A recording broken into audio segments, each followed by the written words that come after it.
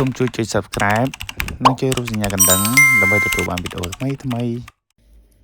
សួស្តីទៅកាន់ពុកម៉ែបងប្អូនអរគ្នាបាទជួបគ្នាសាជាថ្មីទៀតហើយជាមួយនឹងខ្ញុំបាទធីវហើយថ្ងៃនេះដែរខ្ញុំនឹងមានវីដេអូខ្លីៗខ្លះដើម្បីជាការលើកទឹកចិត្តទៅដល់បងប្អូនអ្នកដែលធ្វើ YouTube ទាំងអស់គ្នាសម្រាប់អ្នកដែលដៃថ្មីបាទដោយខ្ញុំអីជាដើមក៏ជាដៃថ្មីដែរខ្ញុំសូមលើកទឹកចិត្តទៅបងប្អូនទាំងអស់គ្នាថាការដែលយើងធ្វើ content នីមួយវាតែងតែមានផលវិបាកសូមបងប្អូនគិត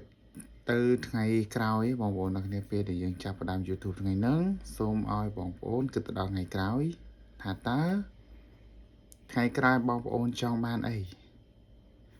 ចង់ខ្លាចជាអ្នកផលិតមាតិកាឬក៏ចង់បានអ្វីដែលជា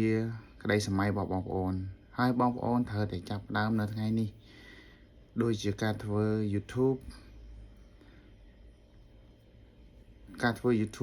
វាល្អសម្រាប់បងប្អូនទាំងអស់គ្នាបើសិនជាបងប្អូនទាំងអស់គ្នាចេះចាប់យកឱកាសនេះបងប្អូនទៅថ្ងៃខាងមុខនឹងទទួលបានជោគជ័យដូចខ្ញុំច្រើនឆ្នាំមុនក៏ខ្ញុំធ្លាប់ធ្វើ YouTube ដែរតែខ្ញុំតែងតែបោះបង់ចោលដោយសារតែដូចដែលបងប្អូនទាំងអស់គ្នាអញ្ចឹងពេលដែលធ្វើទៅអត់មានអ្នកមើលអត់មាន view អត់មាន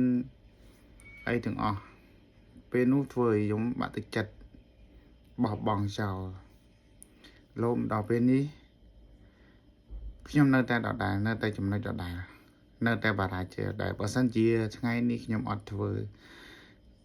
ទៅថ្ងៃក្រោយវានៅតែអត់ដដែលបងប្អូនអរគ្នាដូច្នេះបងប្អូនអរគ្នាគួរតែចាប់ពីថ្ងៃនេះទៅ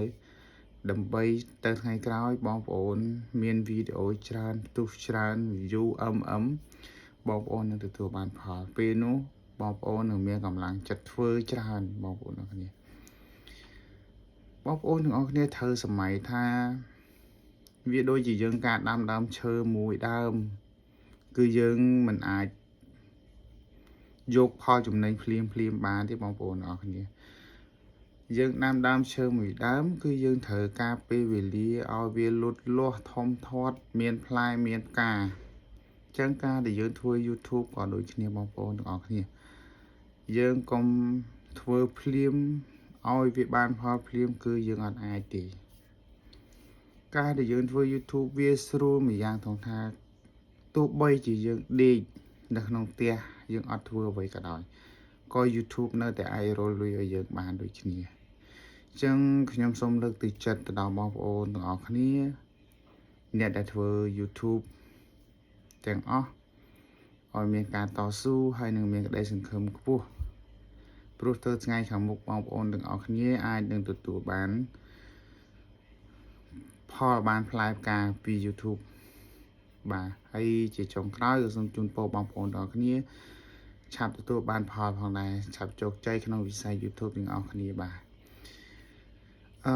វីដេអូនេះខ្ញុំមានតែប៉ុណ្្នឹងទេបើសិនជាមានអីឆ្ងល់មានអីតាក់ទងបងប្អូនអាច comment នៅខាងក្រោមបាន